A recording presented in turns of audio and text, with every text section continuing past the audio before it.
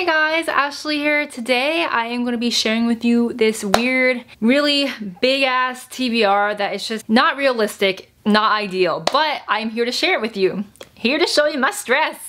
Woo! It's not really like September, it's halfway through September and the beginning of October is very soon. I don't know what this is. It's like a weird in-between middle thing. I'm not really sure, so this is what's happening. So yeah, I am gonna be talking about these in descending order, aka what I want to read the most to what I want to read the least. Wow, this has some semblance of order.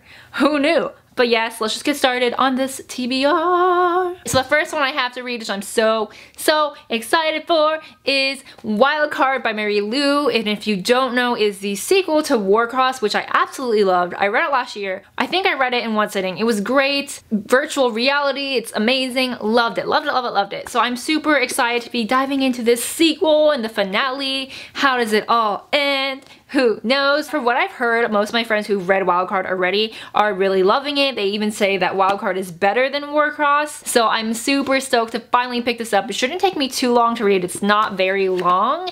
I believe this comes out next week. It's not out yet. I have the arc from BEA, which yes, still have not read. She actually is doing a signing Wednesday night where I live, so that means I have Sunday, Monday, Tuesday, 2.5, 3 nights to read this. I believe in myself. So yes, Wildcard by Marie Lu. Super stoked to finish with this story. Hey, the next one I have a little bit of manga for you. It has become one of my favorite manga series of all time. I'm so excited. And it is Astro Lost in Space Volume 4. The series is ending soon. I believe it's only 5 volumes long, so this is number 4 and it's over. It's over. If you don't know, you don't follow my monthly manga wrap-ups, which you should. Why aren't you? It's where I talk about mangas every month. Hello. I read this series, I buddy read this series with Emma from Miss Emma Reads a Lot, and we always have a great, lovely time. I can't really tell you the synopsis of Volume 4, obviously, for obvious reasons, but the general premise is it's about these kids who go off on a summer camp to this excursion on a planet without any adults, and then a freak accident happens with their spaceship where they get lost in space trying to find their way home, aka Astro, Lost in Space. Hey, like I said, this has become one of my favorite series of all time. I just love the cast so much. They're my children. Each of them bring like this unique personality to the team, and I just love them. It's funny, it's action-packed, it's intense, suspenseful, all the things. I've said before, it reminds me a lot of My Hero Academia, which I'm watching, loving, and currently obsessed with. Just like how all of them have their own unique quirks and characters, and you love them all, and like without one of them, it wouldn't be the team, and I just, I love it so darn much. Astro Lost in Space Volume 4. Alright, next one I have. A bunch of these have actually been so kindly sent to me by the people at Book People in Austin, which is a bookstore, which is great. You should definitely go check it out if you're in the area.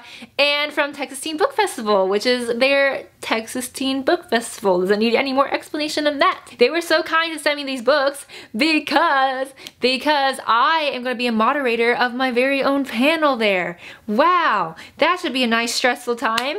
Ha! But yeah, the name of my panel is I Can Rescue Myself, Thanks, and it features 5 different authors with their fantasy-esque books about badass female heroines who don't need a man and can rescue themselves. You feel? That is being held October 6th at the St. Edward's University in Austin. You should come. It's going to be a great time. I'm already very stressful and anxious about it, so you should come and watch me make a fool of myself because I probably will. But since I'm doing that panel and moderating it, I have to read all the books. I mean, I don't have to, but they sent me them to read, which you know is definitely going to happen. 5 books, 2 weeks. Obviously. So one of the first ones they sent me, which I am super thrilled to pick up and super thrilled that she's on this panel, is Seafire by Natalie C. Parker, which has been described as a Wonder Woman-esque Mad Max Fury Road badass female pirates thing. That sounds badass. If you don't know what Seafire is about, we follow a girl named Caledonia, and like many others, her family was killed by this evil warlord. So she starts her own crew and captains her own ship with a bunch of other badass females who, like her, have lost their families and friends, in general, lives to this evil warlord. So it's about them trying to take them down, and then I believe her best friend finds his way on the ship, and they're like, ooh, can we trust him? Is he gonna help us defeat this warlord, or is it gonna be the unbecoming of them? You know, the drama, what's gonna happen? But like I said, it sounds super badass. I'm all about that, you know, pirate girl gang crew vibe I'm feeling from this. But yes, Seafire. It's pretty, it's enticing. The inside is like this gold foil shiny thing. So yeah, Seafire. Super excited. Thank you for sending me this. The next one I'm going to talk about is not because I'm going to read it next necessarily, but it's because I'm really excited about it, but unfortunately cannot read because, and you'll see when I say in a minute, but that one is Dance of Thieves by Mary Pearson. First of all, can we appreciate how pretty this cover is? It's gorgeous. This is a follow-up, I guess, if you want to say, follow-up series to the original Kiss of Deception trilogy, which I'm absolutely obsessed with. I love that series so much, even though I haven't read the third one. What? Yes, that's right. I have not read Beauty of Darkness. It's like one of those things where I had gotten a really advanced reading of the second one, Heart of Betrayal, and then by the time the third one came out, I was just like, yep, and I never read it. I don't want to read Dance of Thieves, no matter how beautiful and lovely it looks. I'm not going to read it just because I haven't finished the trilogy yet, and I know it might not be like absolutely necessary, but I don't want to have this be another Six of Crows situation where I am just now finishing and reading the Grisha trilogy, and when I was reading Six of Crows and Crooked Kingdom came around and people from the Grisha trilogy showed up in Crooked Kingdom, and I know you're supposed to be excited about these people, but me not knowing who they were, I was just like, okay, yes, and now I know who they are. I'm like, oh damn, I wish I would have read the Grisha trilogy first so I would have been hyped in Crooked Kingdom. And I don't even remember who showed up in Crooked Kingdom, so you know there's gonna be a reread coming soon so I can get hyped again. Basically, all that rambling was to say I don't want to read Dance of Thieves until I officially finish the Kiss of Deception trilogy. So I'm sorry. I'm really excited to be discussing with Mary Pearson that day. Probably freaking out a little bit, but I will have to wait off on this. It's so beautiful. It's, oh, look at the map.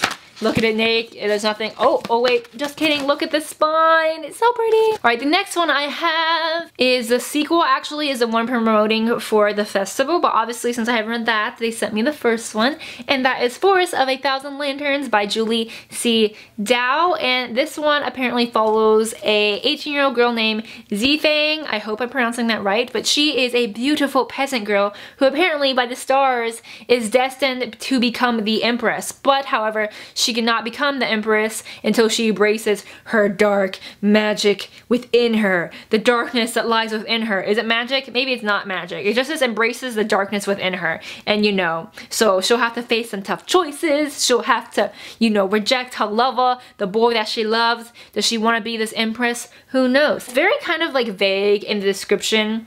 It just says destined for greatness, bound for ruin. Oh god, that sounds like a horrible time. I had actually owned this one already when I received the ARC a while and failed to read, but they did a cover change for the paperback. So here's the lovely paperback that they were so lovely to send me, and this is the original hardcover cover. I don't know which one I like more. This one like screams like, ooh, darkness, look at the dragon and the flower, ooh. And this one's like bright, vibrant flowers and a snake. I think I like this one a little bit more, but it's hard to say. I'll let you know once I read the book and I can grasp an understanding of which one matches the vibes more, you feel? Like I said, this one is the first one. The sequel that's going to be at the festival is, I don't know if you can see right here, it's Kingdom of the Blazing Phoenix. So yeah, that one just sounds like some nice fantasy times. It's blurred by Marie Lu and Stephanie Garber, so you know that's gonna be great. Excited! The next one they had sent me is the For a Muse of Fire by Heidi Heilig.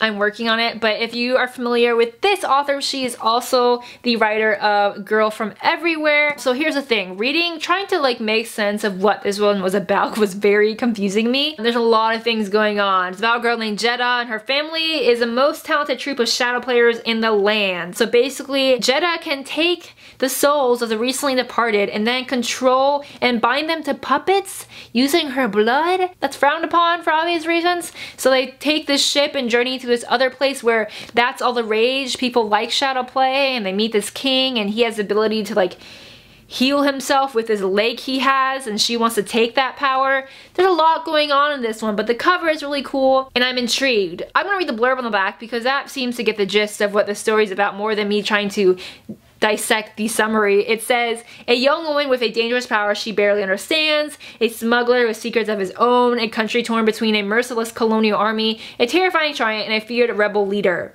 A lot going on. There's fire, there's a dragon. Does that mean there's Zuko?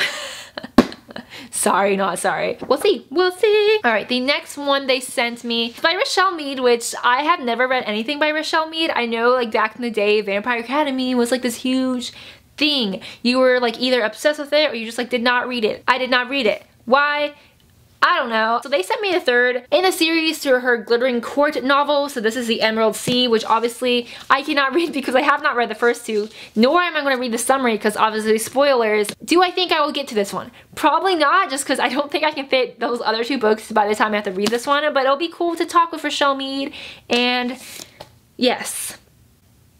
Yep, and the last one I have for you guys. Woo! So this one is kind of like a reward for myself if I manage to finish all these books, which not confident I am, like whatsoever. That is What If It's Us by Becky Albertalli and Adam Silvera, which I had included in another TBR these past couple months. Does that mean I read it? No. And ooh, I'm just ashamed. I've owned this arc for a long time. I'm waiting last minute to read it. It comes out next month. So yes, What If It's Us? Obviously my two favorite authors joining forces.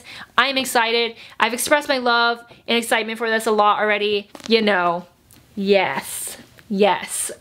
Alright, so yes, that is my very huge, unrealistic TBR for this middle month situation going on. Comment below if you read any of these. I want to know if you like them, if you're hyped for them. What do you think? Also, tell me if you're attending the Texas Teen Book Festival. You definitely should. It's my third time attending this festival, and I love it every time. They always have amazing authors. It's a great time. Join. Come watch me moderate this panel. Come watch me make a fool out of myself. You know. Alright guys, yes. I'm gonna try to start uploading a lot more frequently, consistently. I keep saying that, but it's not happening. It's the fall semester, school has started again. It's hard to juggle school, booktube, reading. It's a lot, but I'm trying my best. Alright guys, thank you so much for watching. Like I said before, comment and like below if you enjoyed. Don't forget to subscribe if you haven't already. And okay, my name is Ashley, this is Ashley Page, and I'll see you guys next time. Bye! Thank you!